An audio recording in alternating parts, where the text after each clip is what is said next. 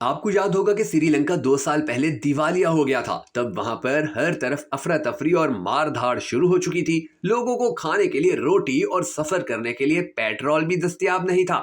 مگر اب یہ تمام افراتفری گزری تاریخ کا حصہ معلوم ہوتی ہے۔ سری لنکا کے ساحل سے ٹکراتی لہریں اب سکون اور اطمینان کا پیغام دیتی ہیں۔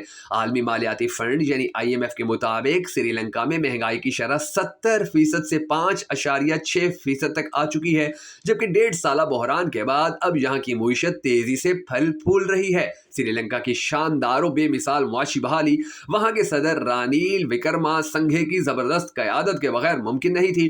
اس ملک کے تجربہ کار سیاست دان نے ایک ایسے وقت میں اپنے ملک کی کمان سنبھالی کہ جب کوئی دوسرا سیاسی رہنما IMF کی انتہائی سخت شرائط کے بعد یہ ذمہ داری لینے کو تیار نہیں تھا۔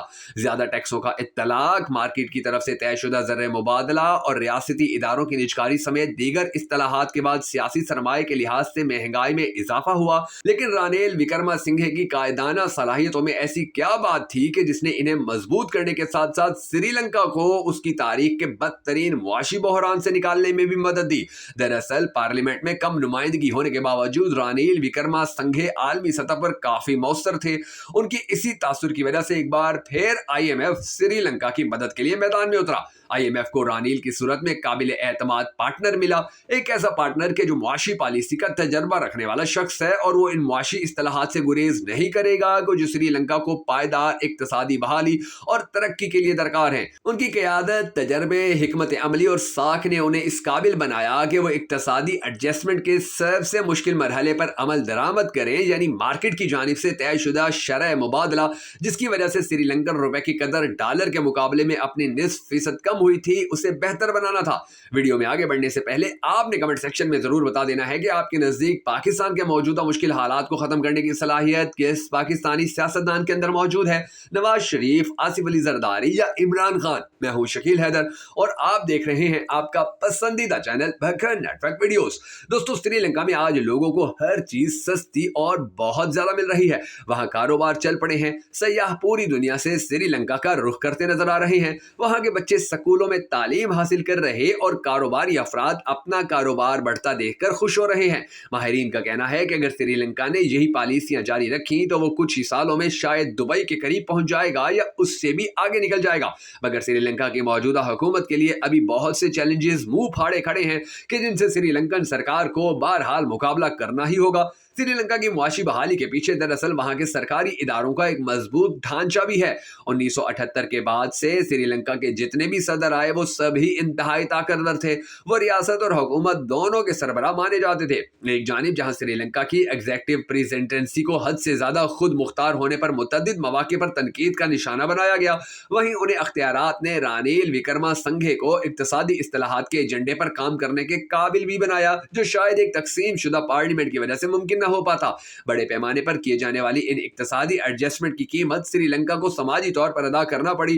حالیہ رپورٹ کے مطابق عالمی بینک نے انکشاف کیا ہے کہ 2024 میں سری لنکا میں شرح غربت 26% ہو گئی ہے، جو کہ دیوالیہ ہونے سے پہلے یعنی 2019 میں 11% تھی۔ اس کے علاوہ نہ صرف 70% افراط زر نے معیار زندگی پر منفی اثرات مرتب کیے تھے اور بہت سے چھوٹے کاروبار مستقل طور پر بند ہوئے، وہیں سری لنکا میں برین ڈرین یعنی کاروبار یا دیگر وجوہات کی غرض سے ملک چھوڑنے والوں میں بھی نمایاں اضافہ دیکھا گیا۔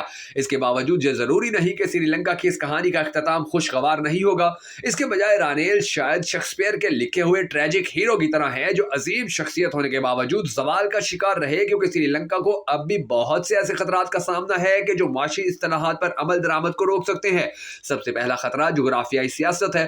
بھارت نے کچاتھیو کے چھوٹے سے جزیرے پر دعویٰ کرنے کا فیصلہ کیا ہے، جس کی ملکیت خود بھارت نے 1947 میں سری لنکا کو منتقل کی تھی۔ بھارت کی حکومتی جماعت بھارتیہ جنتا پارٹی سے تعلق رکھنے والے وفاقی وزیر خارجہ نے اچانک اس معاملے پر شور مچانا شروع کر دیا ہے، جس کا مطلب ایسے حالات پیدا کرنا ہے کہ جن سے جزیرہ بھارت کے حوالے کر دیا جائے۔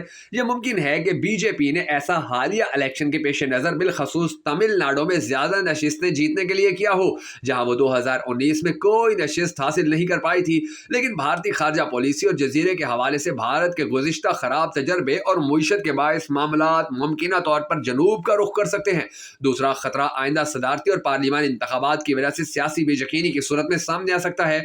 महंगाई और गुर्बत की बुलंद शरह ने कार्ल मार्क्स के नजरियात वाली JVP के इम्कानात रोशन हो गए हैं। JVP न सिर्फ पार्लियामेंट की बड़ी जमात बनकर सामने आ सकती है बल्कि इसके रहनुमा सदारती इंतखाबात भी जीत सकते हैं। JVP रियासती इदारों हत्ता के खसारे का सामना करने वाले इदारों की निजकारी की मुखालफत कर चुकी है और इसने जो पॉलिसियां वाजे की हैं वो भी मौजूदा मुआशी इस्लाहात के खिलाफ हैं।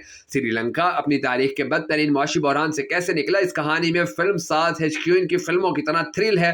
सदर रानिल विक्रमासिंघे ने कमालात किए हैं, लेकिन ये वाज़ेह नहीं है कि आया इनकी किस्मत एक ट्रेजिक हीरो जैसी होगी या नहीं। शायद पाकिस्तान को भी अपनी मुईशत को मुआशी इस्लाहात और बहाली की तरफ मुस्तकिल सफर पर गामजन करने के लिए रानिल विक्रमासिंघे जैसे ट्रेजिक हीरो ही की जरूरत है।